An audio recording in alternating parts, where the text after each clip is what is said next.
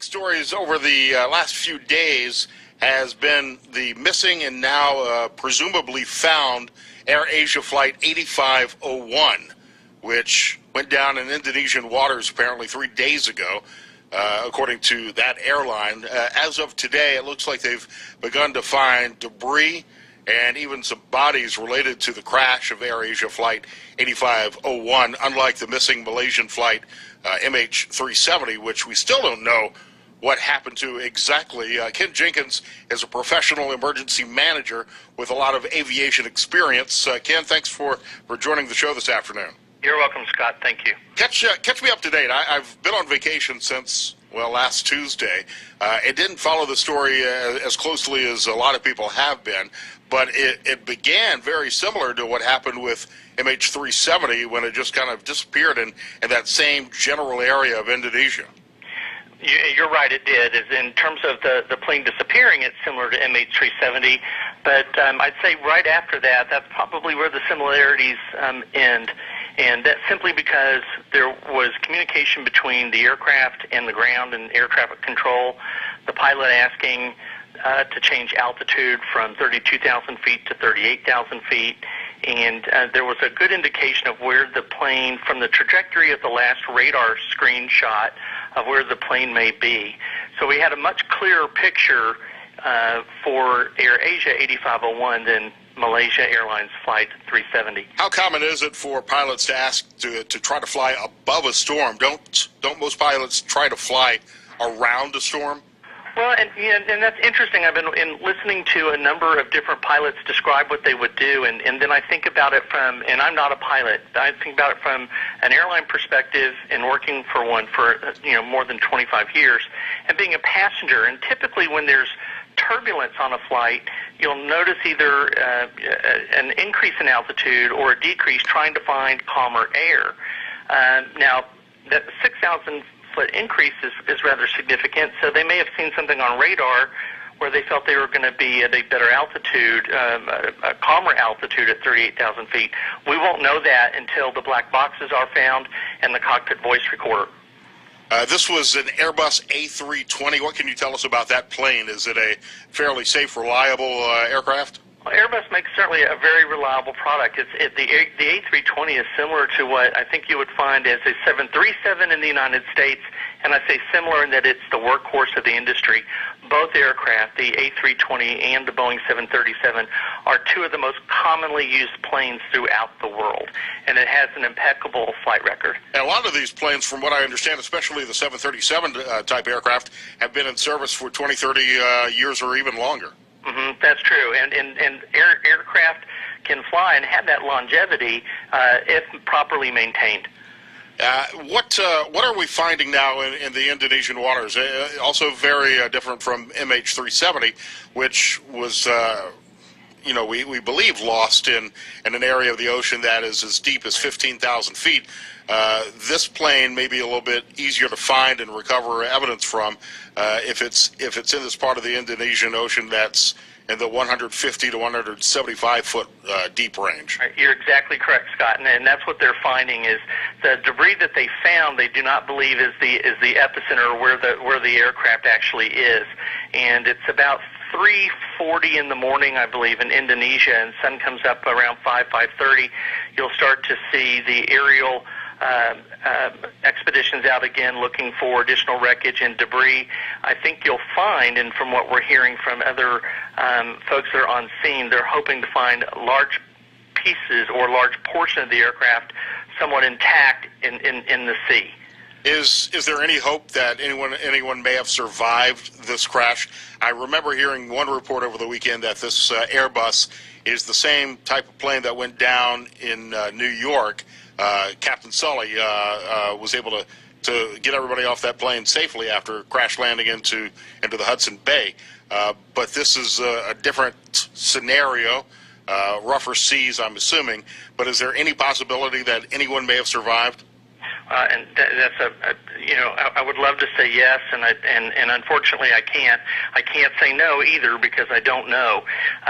What we do know is that with the bodies that have been located so far, they did not have life vests on, which is indicative of they were not most likely braced for an emergency landing and having the life vests on before impact. So it seems at this point that whatever happened very quickly, and they weren't able to don those life vests. So again, that's going to be something that we're going to find from, I think, the CVR, the cockpit voice recorder, and the FDR, the flight deck recorder. So perhaps a better comparison should be made between this crash of the Air Asia flight to the Air France flight that went down in the Atlantic a few years ago, as opposed to the Malaysian MH370 crash. I think that is a good comparison in that you're looking at a plane that was in its cruise portion of the flight.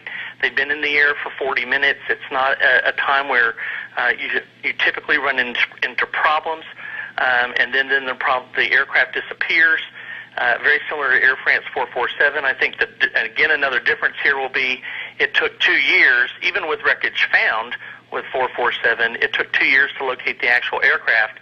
Don't believe with the shallowness of the waters here, it's going to take that long. Why no Mayday call, radio call? They had asked air traffic for permission to go up another 5,000 or 6,000 feet to try to fly above the storm, and that was the last communication. Why no Mayday message if the plane encountered extreme turbulence or was hit by lightning, anything like that?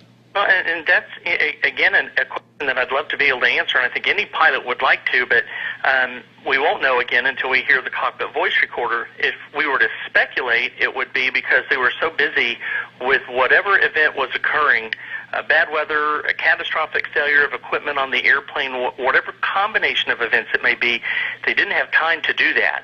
And personally, as a passenger on a flight, I certainly would want my pilots to be focused on maintaining control or regaining control of the aircraft, and by the time they realized what was going on and they were about to impact water, they had no time to do so. I think one of the things I've heard pilots are taught is to aviate, navigate, and communicate. So you're right. It's taking control of the plane first. I've also heard a lot of pilots talk about how if the aircraft had been on autopilot and had suddenly had some sort of catastrophic event, autopilot would have been automatically disengaged, and it oftentimes takes the pilots a few seconds to a few minutes to get a feel for the aircraft and figure out what the autopilot has been doing the entire time. And that's true. I mean, there's so much automation today in the cockpit. There's a great debate and a lot of research that's still being performed in this area about the glass cockpit. And it begs to say, when something does happen like this, or an event where the autopilot suddenly comes off, and if you're not right, I have no idea what's going on in the cockpit. So at this point, we're just hypothetically speaking, how well do the pilots know the automated systems on the aircraft along with the actual flying of the aircraft to merge those two together to regain control of the plane? Ken, I'm fascinated by what you do as a crisis manager, a crisis response, crisis communications expert. How would you be helping and advising Air Asia in a tragedy like this, in dealing with the public, dealing with the media, dealing with the families of these victims who have lost their lives in the crash? What do you do? What's your job? Well, my primary goal is to always make sure from the humanitarian response, Scott, that the families are well taken care of. And that was my job when I worked with American Airlines for over 25 years, and I was the manager of the care team program there. And what we want to make sure, and Air Asia seems to be doing a fairly good job right now, is making sure that the family members get information first before the media. With the exception of something that's very disturbing, and I haven't confirmed it, but what I've heard so far is that when some of the bodies were being pulled from the sea, it was captured by television cameras that were aerial media, media in the air, and it was being live streamed, and family members in their briefing room at the airport saw what was happening and, of course, reacted accordingly. Yeah, that's true. BBC, one of the television networks covering this, we've actually got that story and some of that video on our website right now at WSPD.com as the bodies were being recovered from the water. And I shake my head because that's not how an airline, I think, or an airline or anybody would want a family member to see what's going on, and certainly to get that information. But the delicate balance is family members want information as quickly as possible. In that briefing room, I have no doubt that there were families that asked for TV to be in the room. And so how do you monitor what's being shown versus having to turn it off. Because as soon as you turn off that TV, they have the opportunity to leave that room and go anywhere in the public areas of the airport to watch whatever TV they can find. So it is a delicate balance for the airline to get information as quickly as possible to the families without it getting to the media, and in this case that didn't happen. I'm also confident in saying with the families I've worked with for the past 20 years, they're quite capable of handling the truth regardless of how horrific it is. They'd rather know that than not know what's going on. How important is it for companies to have a crisis response plan in place, and not just airlines, not just businesses that deal with large numbers of the public on a daily basis, but for your average accountant's office to have some sort of response plan in place if something catastrophic happens to that building, to that city, to that region? Well, I think they're just as important as an airline having a response plan, down to a sole proprietorship. I mean, as a safety manager or a safety conscious individual, you find families that even have evacuation plans in their own home. So why wouldn't you have that for your own business? And have a place where that you can meet, if there's a fire and you escape out, have a place where you can meet.